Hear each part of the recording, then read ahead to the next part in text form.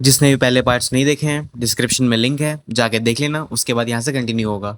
तो हम सुबह को मोबाइल में अपना मैसेज चेक करते हुए देखते हैं, जहाँ पे यंगू कहीं मैसेज वो देख के काफी उदास हो रही होती है। उसके साथ क्या हुआ, उसका मूड बिल्कुल भी नहीं होता जाने का, लेकिन फिर वो आगे जा रही होती है।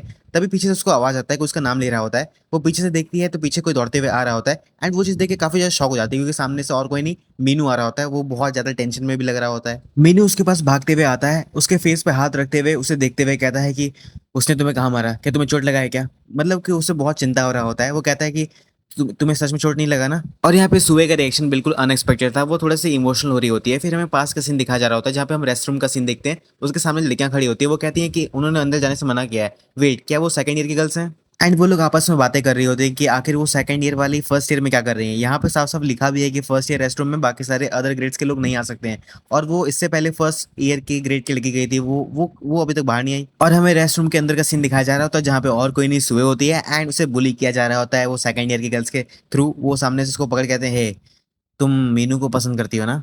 बट मेरे पीछे जो तुमको लड़की दिख रही है, वो मीनू को पसंद करती है। तुम्हें समझ में आ रहा है? सुए काफी कंफ्यूज होते हुए कहती है कि मुझे मुझे आइडिया नहीं था। लेकिन वो लड़की कहती है कि अच्छा, तुम्हें आइडिया नहीं था? पूरे स्कूल को इस बारे में पता है, तुमको नहीं पता है? ऐसा कैसे हो सकता है? एंड वो लोग सुए को धमका रहे होते हैं। तब तक हम देखिए रेस्ट रूम का दरवाजा खुलता है, और किसी ने नहीं, मीनू ने दरवाजा खोला होता है। मीनू आया होता है। यहाँ पे सुए उसे देख के काफी शॉक हो गई होती है, एंड मीनू काफी ज्यादा गुस्से में भी लग रहा होता है। एंड वो गर्ल्स रेस्ट रूम में आते हुए बोलता है, मतलब बोल रहा होता है। तो यहाँ पे वो लड़कियां कहती है, हे मीनू, ये गर्ल रेस्ट रूम है, तुम यहाँ पे क्या कर रहे हो? बट जो लड़की मीनू को पसंद करती है, उसकी तरफ वो देखता भी नहीं है। उसको धक्का देते हुए डायरेक्ट सुए के पास जाता है और उससे कहता है, तुम्हें चोट नहीं लगा? तुम्हें उन्होंने मारा नहीं है ना? और सुबह को काफी अच्छी तरीके से चेक करता है कहीं सच में इन्होंने मारा तो है कि नहीं है। लेकिन यहाँ पे सुबह कहती है कि नहीं, उन्होंने ऐसा बिल्कुल कुछ नहीं किया है। तो यहाँ पे मीनू काफी रेस्ट लेता है कि हाँ चलो अच्छा, वो कुछ नहीं हुआ। फिर वो कहता है, नूना। अच्छा, नूना का मतलब जिसको पता होगा, मैं क्या बताऊँ।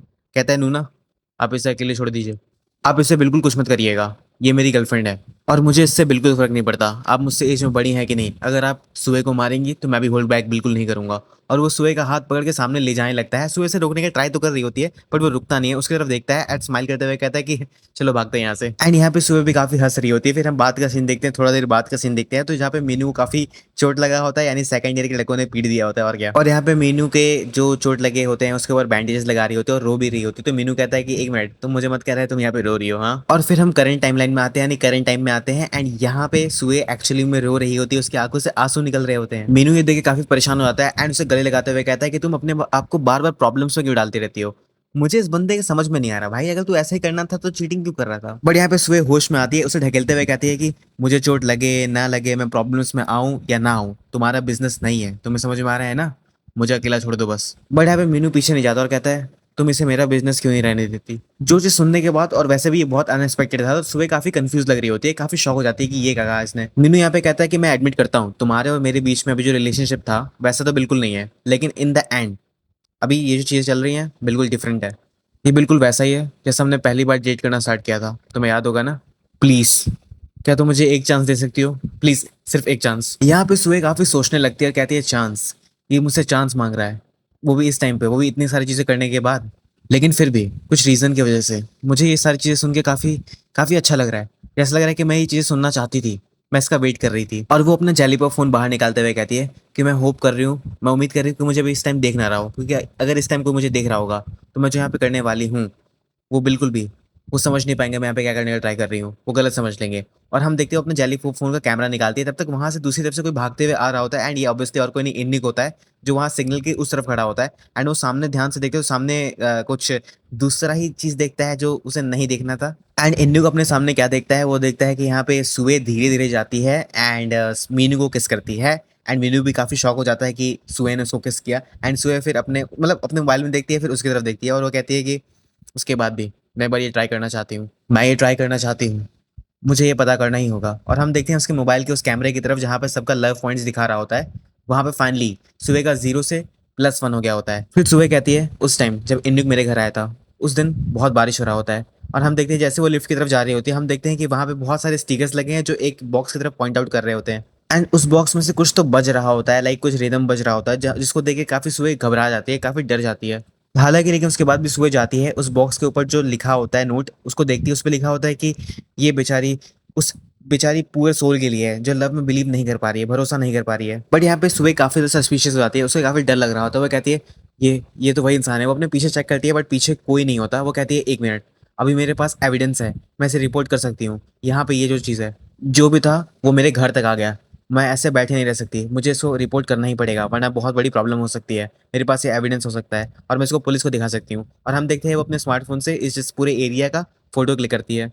बट एक्चुअली में फोटो क्लिक हो ही नहीं पा रहा होता। वो बार बार क्लिक तो करने का ट्राई कर रही होती है बट क्लिक हो ही नहीं पा रहा होता। वो काफी कंफ्यूज लग रही होती है, कहती है कि एक मिनट, ये मैं क्लिक तो कर रही हूँ बट ये पूरा ब्लैक क्यों दिखा रहा है। बट उसके बाद भी वो काफी डर जाती है और डर जाती है, क्योंकि ऑब्वियसली कोई डरेगा। वो अपने कमरे में जाते हुए अपने डैड को चिल्ला रही होती है कि डैड आप कहाँ पे हैं, बट अंदर कोई नहीं होता। वो अपने डैड को कॉल भी लगाती है बट यहाँ पे उनका कॉल भी ऑफ आ रहा होता है, मतलब स्विच ऑफ आ रहा होता है। वो काफी परेशान होती है कि हाँ ऑफ क्यों आ रहा है। फिर उसे याद आता है कि उसके डैड ने पहले बताया था कि वो और उनकी मतलब वाइफ यानी सुबह की मम्मी और वो जाने वाले हैं मूवी डेट पे, क्योंकि उनकी आज एनिवर्सरी है इसलिए, तो उनका मोबाइल ऑफ ही रहने वाला है। और ये दोनों आज रात को लेट ही आने वाले हैं, तो ये लोग सो जाएं, मतलब सुबह और राइम सो जाएं, ये उसके डैड कह के चले जाते हैं। एंड हम देखते हैं कि वो सच में एंजॉय कर रहे होते हैं। तो यहाँ पे सुबह काफी परेशान होते हुए कहती है कि out of all the days इनको आज ही जाना था और अब सुबह यहाँ पे कुछ कर नहीं सकती है। तो उस बॉक्स को सामने रखती है एंड अपने बैठ के फिर सोचने लगती है कि ये जो कोई भी था जिसने भी ये किया है उसको कुछ ना कुछ दिमागी प्रॉब्लम हो सकता है, क्योंकि बहुत सीरियस इशू है ये। एंड सामने बैठ के उस नोट पे जो लिखा हो तो उसी के बारे में रिकॉल कर रही होती है। कहती है कि ये जिसने भी लिखा है बहुत क्रिंजी है, इतना क्रिंज कौन ले सकता है। फिर वो बगल में मुंह करते हुए कहती है कि एक मिनट, मैं कब से यहाँ पे बैठी हूँ, मॉम डैड कितनी देर तक खाना खा रहे हैं, वो अभी तक आएगी नहीं और राइम भी अभी तक नहीं आई है।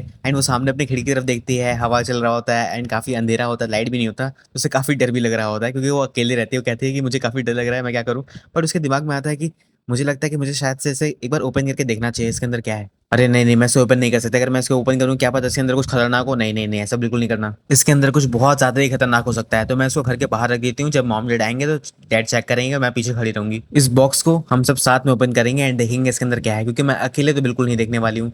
लेकिन वो लाइक उसको उठा देती है एंड बाहर ले जाने ही वाली होती है। लेकिन जैसे वो बॉक्स को उठाती है, जो नोट होता है वो गिर के फ्लिप हो जाता है, मतलब दूसरी तरफ मुड़ जाता है। एंड वो जैसे उस नोट को उठाने के लिए नीचे बैठती है, वो देखती है कि उसके दूसरी तरफ लिखा है कि तुम मेरे मैसेज से अगर थक चुकी हो तो इस बॉक्स को एक बार ओपन करके देख लो। हालांकि यहाँ पे अभी भी वो सीरियस नहीं हुई रहती कि हाँ इसको ओपन करना है कि नहीं करना है, अभी भी काफी टेंस लग रही होती है।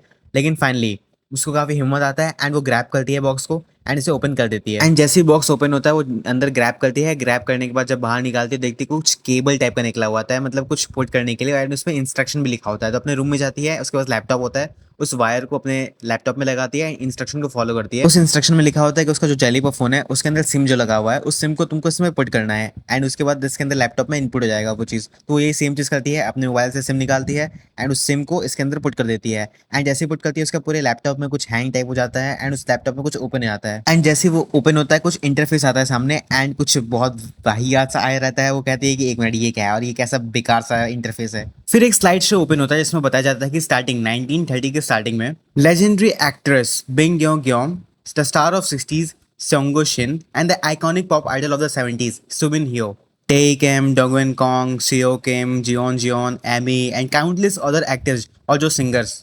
और हाँ, मैंने ये भी मेंशन भी नहीं किया है, टॉप आइडल ग्रुप्स हो गए जैसे कि टीवी एक्सपी, ब्लैक पंक, वाटर बॉयज और भी जितने सेलिब्रिटीज के बारे में तुम सोच सकते हो, वो भी डिफरेंट फील्ड के अंदर। जानते हो इन सब में सबसे कॉमन बात क्या था?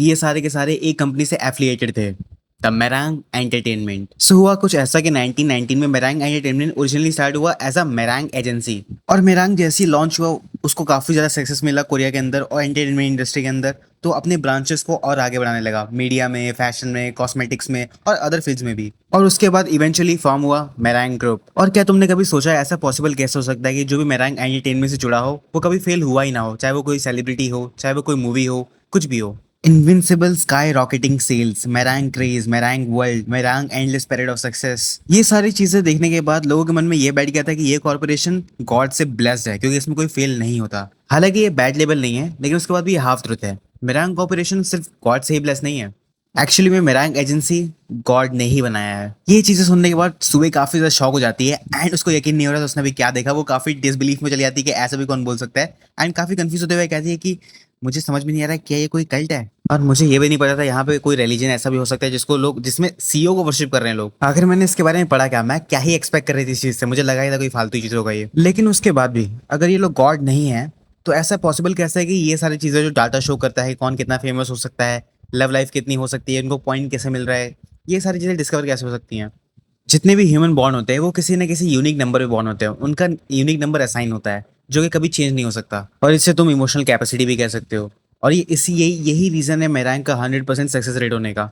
जब तुम ये पता लगा सकते हो कि सामने वाला इंसान आखिर अपने पूरे लाइफ टाइम में कितना लव पाने वाला है, या फिर कितना पॉपुलर होने वाला है, कितने लोग उसको पसंद करने वाले हैं फ्यूचर में। तो क्या ये बिजनेस रन करने के लिए काफ़ी ज़्यादा ईजी नहीं हो जाएगा तुम्हारा सक्सेस रेट हमेशा 100%? क्योंकि इस वर्ल्ड में वो इंसान जिनको आगे चल के काफ़ी ज़्यादा अनइमेजिनेबल अमाउंट में लव मिलने वाला है, अटेंशन मिलने वाली है, वो उनके साथ को एग्जिस्ट करते हैं जिनको कभी लव मिलने वाला ही नहीं है।